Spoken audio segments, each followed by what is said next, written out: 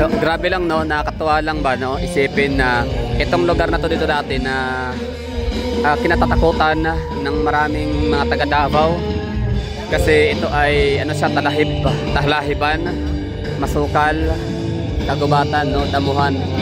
So ngayon ano na siya no, na-transform na siya into township no. So ano na siya, hindi siya nakatakot na lugar. Ito ay ano na, nagiging shopping mall, Santa Lucia. Tapos meron pa tayong grand parking space dito na ginagawang ano no, tambayan, inuman, gimikan every weekends no, Friday, Saturday and Sunday. Nakakatuwa. So grabe talaga yung ano no, iba talaga yung Duterte effect yung safety, peace and security no, na ginawa niya sa syudad ng Davao. Kaya kahit yung mga liblib na lugar dati sa Davao, hindi man liblib pero matatawag natin ano no, parang remote area sa rin siya kasi hindi nga siya napupuntahan ng mga tao. Ngayon nagiging town na siya no. Oo, nagiging commercial district or commercial area na. Oh, mantahin mo itong lugar to. Ito wala naman to dati dito, 'di ba? Ano yan eh? Plain lang na ground yan, or ibig sabihin mga damuhan no, empty, vacant space. So ngayon kita mo may mga ano na, may mga nagninegosyo na. May mga maliliit na mga entrepreneurs, 'di ba? Nagninegosyo. Mga maliliit na gustong kumita, 'di ba? Mga small business owner. Yan na sila, nagsisimula na sila. Ibig sabihin may mga nakakatuwa no, na dahil sa safety, grabe pang long term talaga yung effect ng mga Duterte. Hindi sila yung pang ngayon lang, bukas o pang election lang no. Talagang ginagawa nila talaga, tina-transform yung syudad, ginagawang safer place to live ng lahat ng for all ages no, bata, matanda no, lahat. The best ang Davao City. Child friendly city, senior citizen friendly city, PWD city, friendly city, ano pa tawag dyan, mga tribo no. Alam niyo ba dito sa Davao City yung mga tribo namin dito, indigenous tribes no, ay protektado ng batas namin dito na bawal siyang pagtawanan no, bawal siyang imak. Meron kayong karampatang parusa. Di ko nga alam yung ano sa Maymanay, Davao Oriental, kung yung ginawa ni Ramon Tulfo na tinawag niyang mga pusaka ang mga taga-Manay, kung meron ba yung ano, kaso hindi naman sila covered kasi ng Davao City no, hindi sila covered ng batas no, na anti-discrimination law. So dito sa Davao City protected yung ano natin dito, mga citizens no, yung mga lumad natin, mga tribes. Kaya ang Davao City talaga ano siya, life is here no, talagang para sa lahat, hindi lang pambata, matanda, basta para sa lahat, for all ages you know, in all walks of life, mahirap, mayaman, middle class, upper middle class, rich, super duper rich. So talagang ang Davao City is para sa lahat. So nakakatawa lang isipin no, Duterte talaga may pakanan itong lahat. Kaya kita nyo no, ang ganda ng lugar ng Davao. Very livable, as in sa progressive. So puntahan natin yung unahan, i-explore natin kung ano mga paninda na yan na nga, dating walang pumapansin na lugar. Takot nga tayo ditong dumaan dati kasi ang dilim no. Oo, kahit araw parang paggabi madilim, may aswang multo, pag araw naman baka may maligno. Kasi ito shortcut na namin to dati papuntang ano, Country Homes. Anong year ba yun? Mga 2005, 2004, 2006. So diba, tagal na noon. Tapos may mga kaibigan tayong mga nakatira doon sa ano, Indangan somewhere no, yung nililibre niya kami ng ano, mga manok, native na manok, tsaka yung buko. Kasi yung Indangan area niya komunal, buko juice ang ano diyan, produkto, pangunahing produkto, tsaka yung Tirungan. Ngayon ito na siya, transform na into city. Itong lugar nila no, barangay komunal, Santa Lucia Mall. 'Di ba? Na-transform, grabe talaga tong mga Duterte no, gumawa ng mga batas. Grabe ang mga domino effects no. Kita nyo may mga negosyante na, may mga commercial spaces na. So good job Davao, galing. So ito, vacant space to no, marami ding mangyaring ano dito maganda. Soon aabangan natin yan. Ngayon wala pa siyang laman no, baka magiging magdayo to ng mga carnival, di ba? Mga rides, hindi natin alam no, we don't know what lies ahead. Di ba? May Jollibee, merong Chowking, merong Waxis, dating McDonald. Tapos meron pang ano dyan, township no, sa may ano yun man, basta sa may ano, sa may LPU or Lyceum of the Philippines University. Tapos may mga condominium units, marami. So nakakatuwa no. So yung mga taga rito, sinasabi nila yung lugar na bundok daw no. Taga saan ka? Sa bundok sa Davao. Saan ang bundok sa Davao?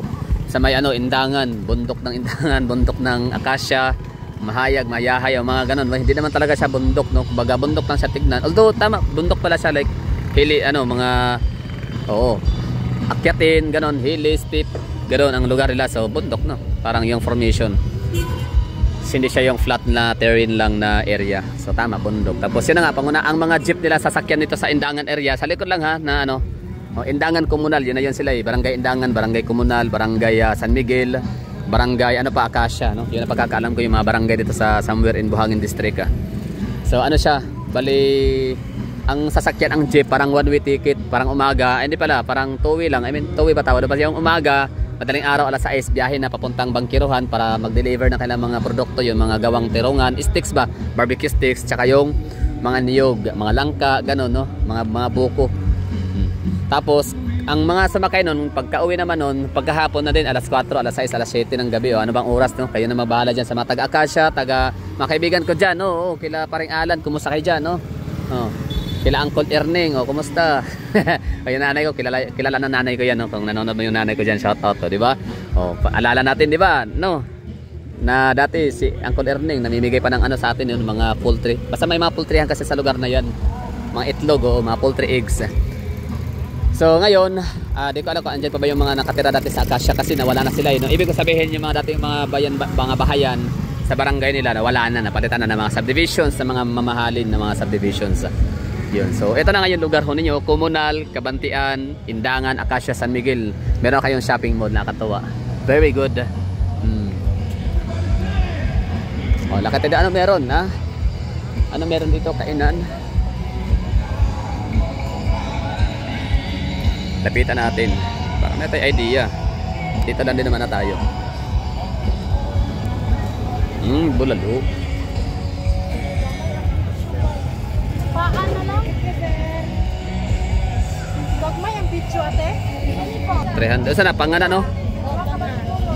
Pangana o marag bili? Bili. 300. Uy, barato. Ipagi ako tibi katong tanawon din. Okay. Hilig bet ang tuna. So yung tuna, pinapapak natin yan sa may Rojas. Tapos meron din sa may Dampa. 250. Uy, barato na. Sige, pohon. Permente na diri ate? Permente? Dili sa Mandito, Sunday dili? Wala pa sir. Kay kaso pa naman yung permente. Okay. So mura ka na pa naman. Try run, testing. Pwede manggulang Santa Lucia. Gapon. Sige. Barato na, 350. May mga nag-uukay-ukay. Dress shop. Isaw sa unahan. Diba? Galing, no? Dating masukal, kinatatakutan ng lugar. May mga, ano pa dito, banakong siguro ng araw. Basta, nakakatakot to ng lugar natin kasi mga talahiban, masukal, damuhan. Tas putik, syempre, pag maulan. Ngayon, ito na, ganda ng lugar. May mga subdivision na.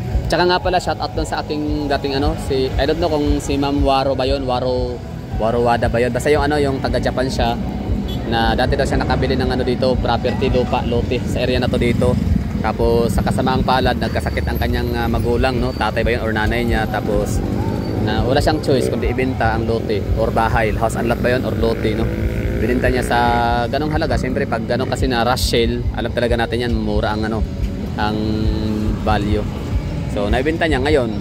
Siguro kung hindi niya naibenta, so isa siya sa magkakaroon ng napakalaking napakamahal na property dito.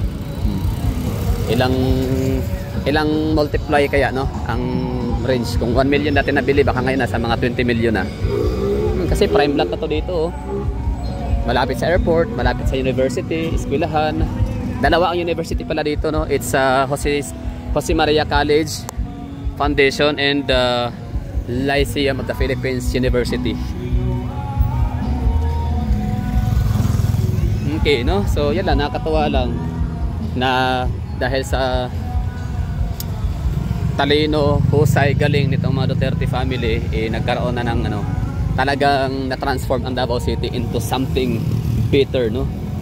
Better place to live in, to live on. Di ba?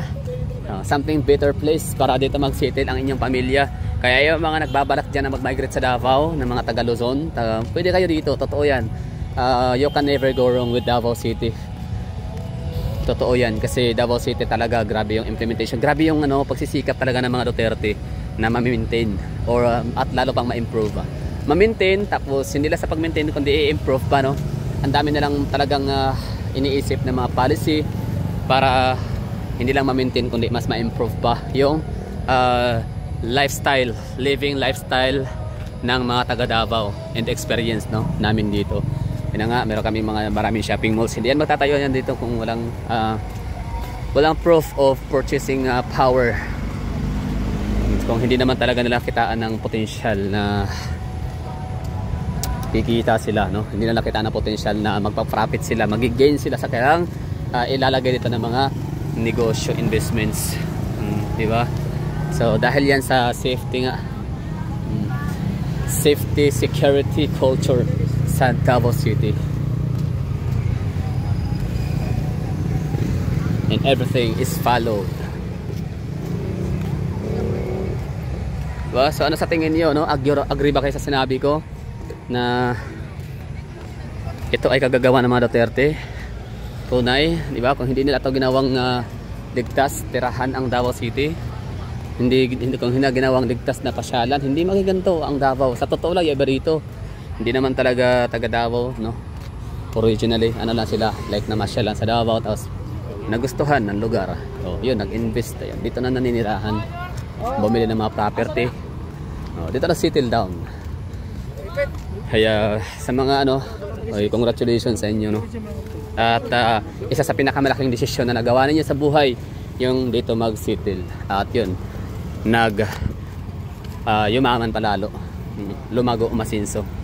Ang daming mga pumunta lang ng Davao, ha, para magtrabaho, at dito na naninirahan, nag-asawa ng pamilya, at hindi na talaga bumabalik pa sa kailang mga lupang sinilangan. So nothing compares Davao City.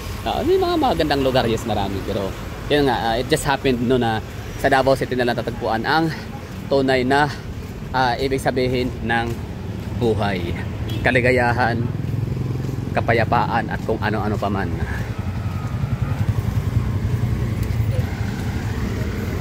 Jollity. So that would be all. Thank you for watching. Bye bye. Inday ngats.